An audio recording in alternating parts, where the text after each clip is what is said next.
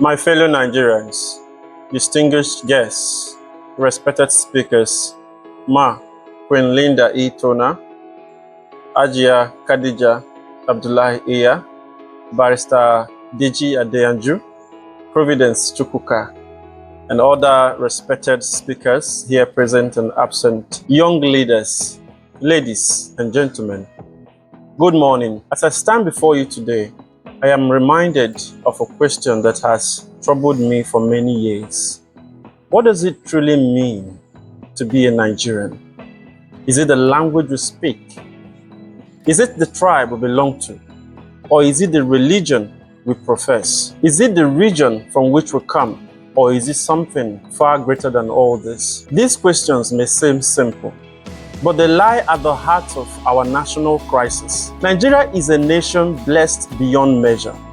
We are blessed with natural resources, fertile lands, brilliant minds, resilient people, diverse cultures, and an energetic youth population. Yet, despite these blessings, we often find ourselves divided by the very diversity that should be our strength. Today, many Nigerians introduce themselves first by their tribe before their nationality. We hear statements like, I am Igbo, I am Hausa, I am Yoruba, I am Tiv, I am Ijo, before we hear, I am a Nigerian. Our politics is increasingly shaped by ethnic calculations. Our public debates are colored by regional sentiments. Our elections are often influenced by identity rather than competence. Even our sympathy sometimes depends on where tragedy occurs and who is affected.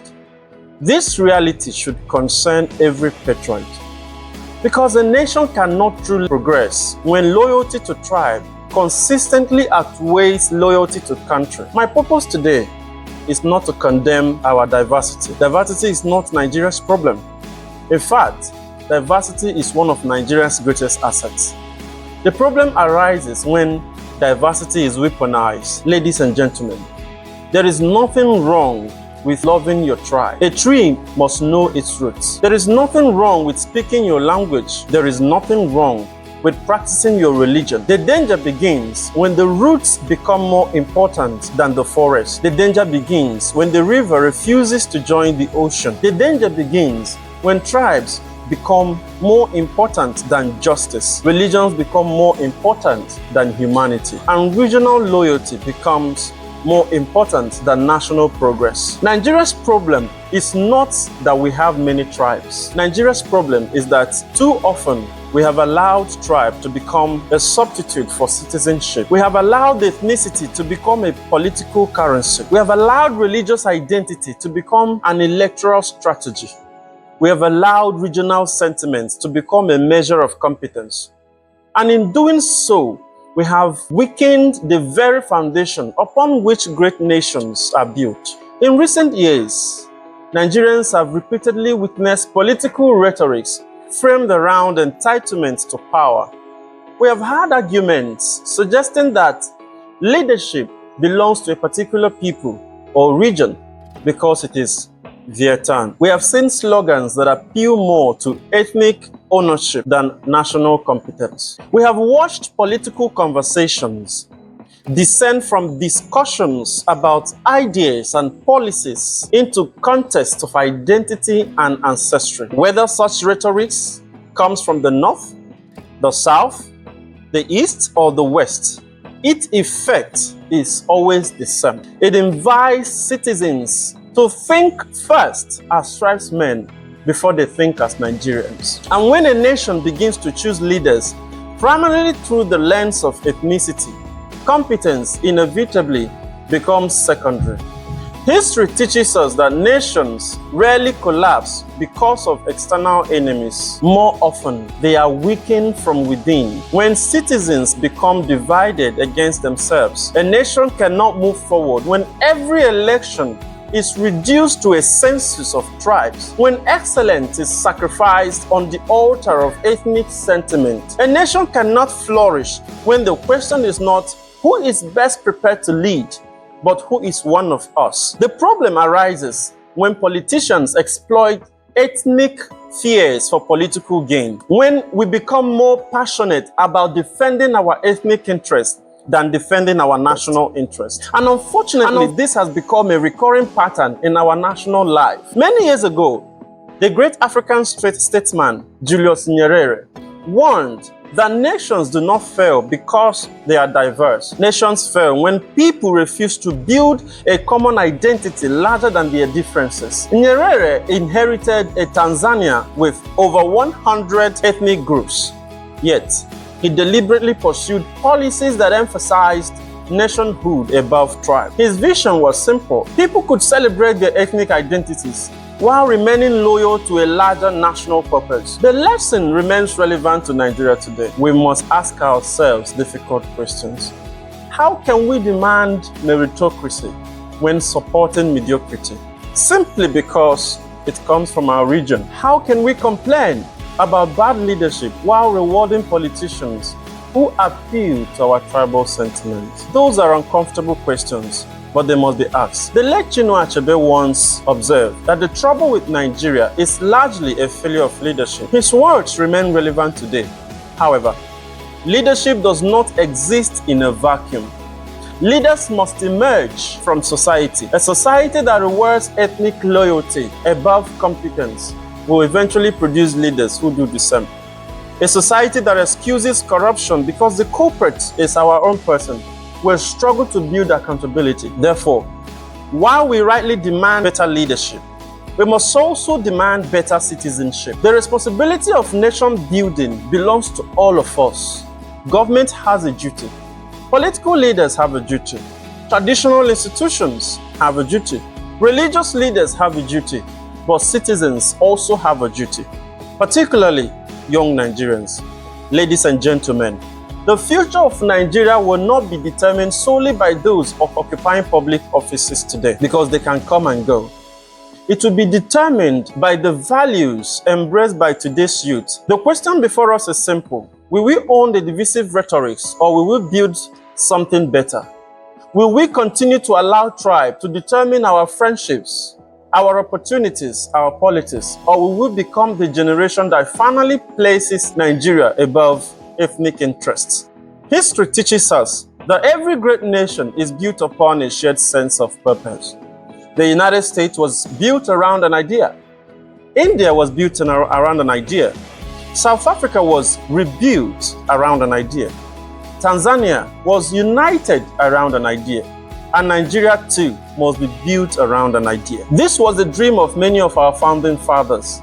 Sikhism was Dr. Nnamdi Azikiwe's vision for a Nigeria where opportunities would not be restricted by ethnic identity. He believed that national unity was essential to national development. His dream was not perfect. His generation made mistakes. But there was an understanding that Nigeria could only succeed if Nigerians saw themselves as members of one national family. Today, that dream appears increasingly challenged. Today, social media has become one of the greatest battlefields of modern Nigerian politics. Every day, citizens are encouraged to view national issues through the ethnic lenses. A tragedy occurs, and before sympathy comes, people ask where the citizens come from. A policy is introduced, and before examining its merit, people ask which tribe benefits. An election is contested.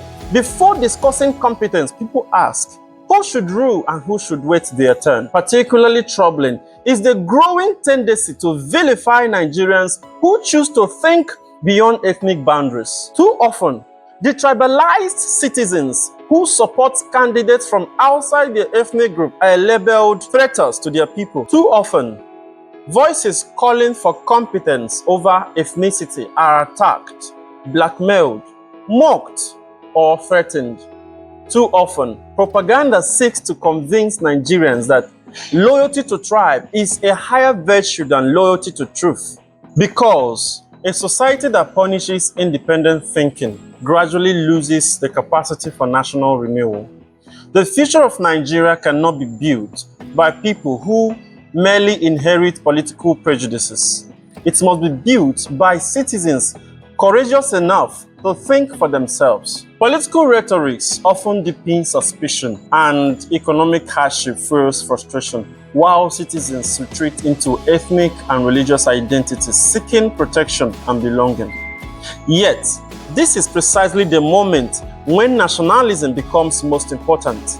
Not the nationalism of slogans, not the nationalism of empty speeches, not the nationalism that ignores injustices, but a nationalism rooted in shared responsibility, a nationalism that demands fairness, that rejects oppression and values every Nigerian life equally, a nationalism that insists that the child in Maiduguri, the farmer in Benue, the trader in Onitsha, the student in Lagos, the fisherman in Bayelsa, and the entrepreneur in Kano all deserve equal opportunity and dignity. That is the nationalism that Nigeria desperately needs. Thomas Sankara once declared that we must dare to invent the future. We cannot continue recycling old prejudices and expect a different outcome. We cannot continue inheriting old hatreds and expect national unity. We cannot continue blaming previous generations without accepting responsibility for the future. It begins when a young Nigerian chooses competence over tribal loyalty. It begins when a citizen condemns injustice, regardless of who suffers it. It begins when we defend principles rather than personalities. It begins when we reject propaganda and embrace truth. It begins when we stop asking,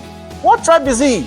and start asking, "What value does he bring?" That is how nations are built. Nelson Mandela spent 27 years in prison.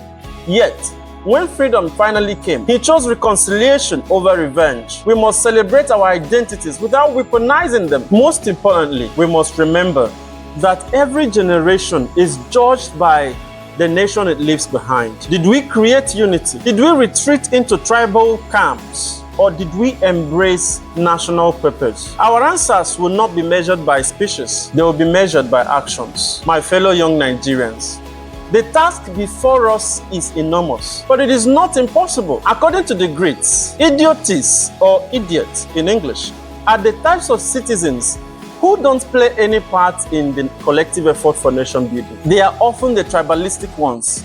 It's not an insult. It doesn't mean you're a fool, but you're a person who abandons public responsibility and leaves the future of society in the hands of others. The story of Nigerians has not ended. The final chapter has not been written. And perhaps, just perhaps, the generation that will finally place country above tribe, competence above sentiment, and national interest above personal interest are listening to me today. Will we continue to be manipulated by ethnic fear? Will we continue to measure leadership by tribe instead of competence? Will we continue to inherit old prejudices and pass them to the next generation? Or will we finally become the generation that places Nigeria above tribe, justice above sentiment, and national interest above personal interests? The story of Nigeria has not finished. The final chapter has not been written. And perhaps the greatest act of patriotism in our time is not merely to love our tribe, but to love Nigeria enough to rise above tribalism. When propaganda threatens truth, we must choose reason. When tribalism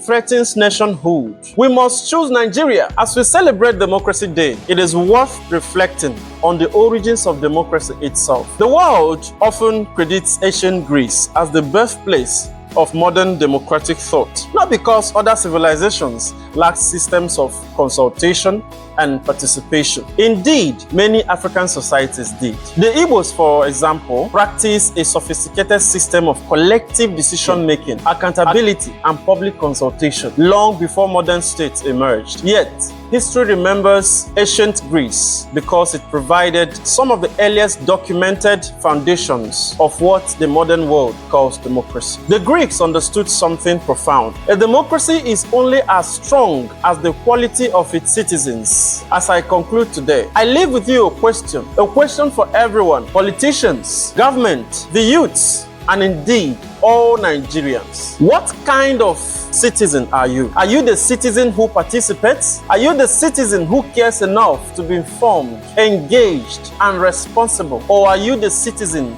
the Greeks described as idiot? Thank you, and may God bless the Federal Republic of Nigeria.